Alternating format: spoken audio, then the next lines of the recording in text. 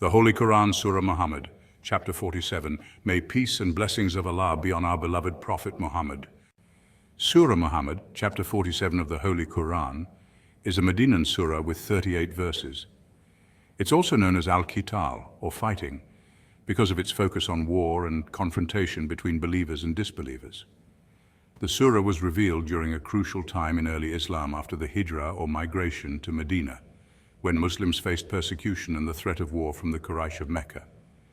The surah provides guidance and encouragement to early Muslims navigating persecution and warfare, contrasting the fates of those who embrace faith and those who reject it, and underscoring the importance of righteous struggle and unwavering devotion to Allah.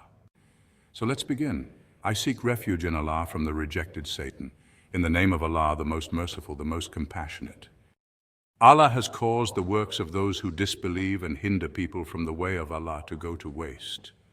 As for those who attained to faith and did righteous works and believed in what was revealed to Muhammad, which indeed is the truth from their Lord, Allah has remitted their evil deeds and has set their condition right.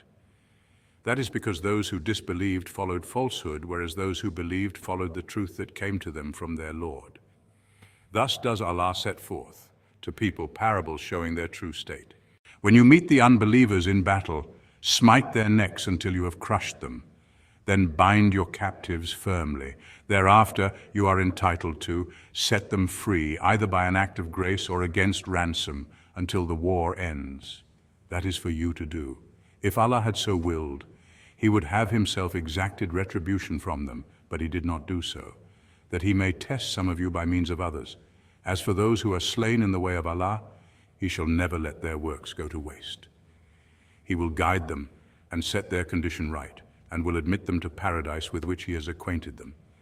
Believers, if you aid Allah, He will come to your aid and will plant your feet firmly. As to those who disbelieve, perdition lies in store for them, and Allah has reduced their works to naught.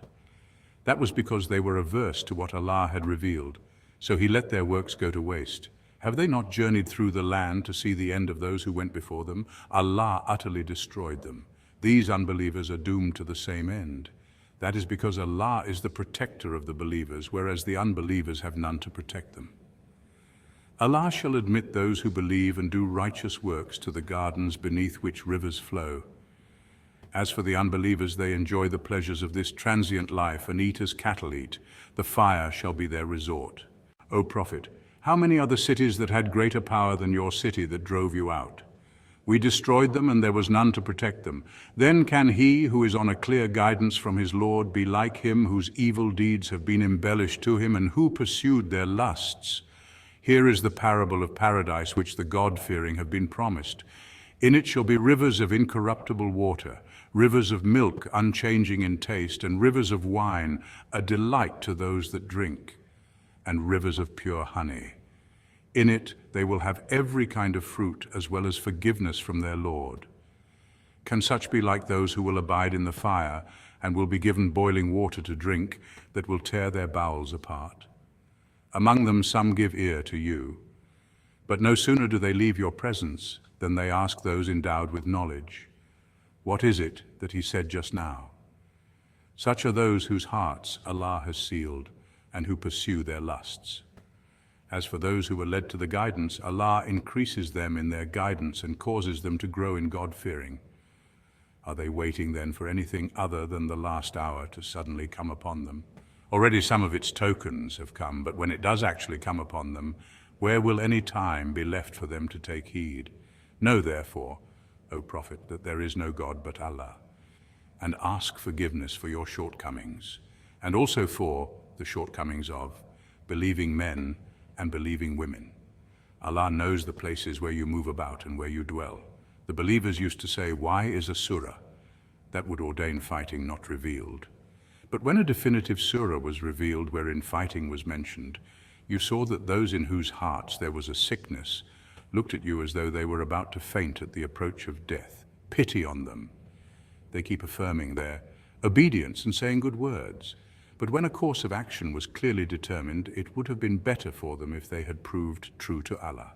Now, if you were to turn away, what else can be expected but that you will work corruption in the land and fly at each other's throats? It is these upon whom Allah has laid his curse. So he made them deaf and deprived them of their sight. Do they then not reflect on the Quran? Or are there locks on their hearts?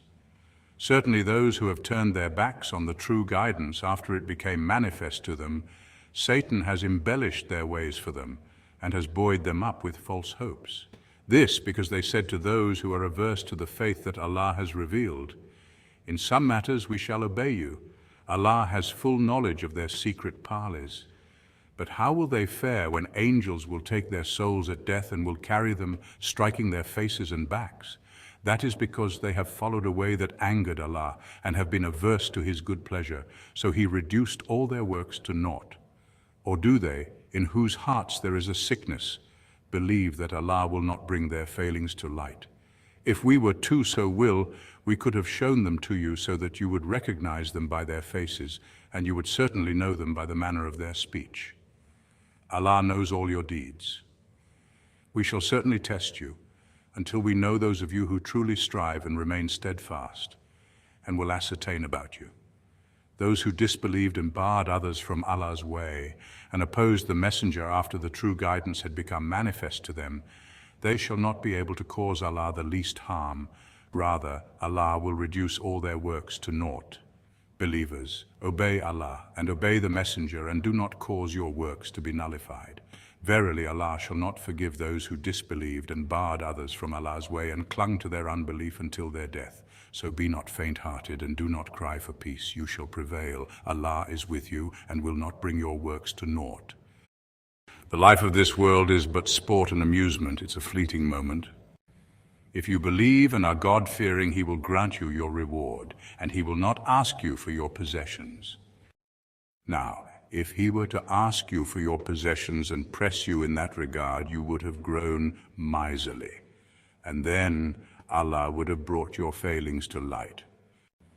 Behold, you are those who are called upon to spend in Allah's way, but some of you are miserly. Whoever is miserly is in fact miserly to himself. For Allah is all-sufficient, whereas it is you who are in need of him. If you turn away, he will replace you by a people other than you, and they will not be like you.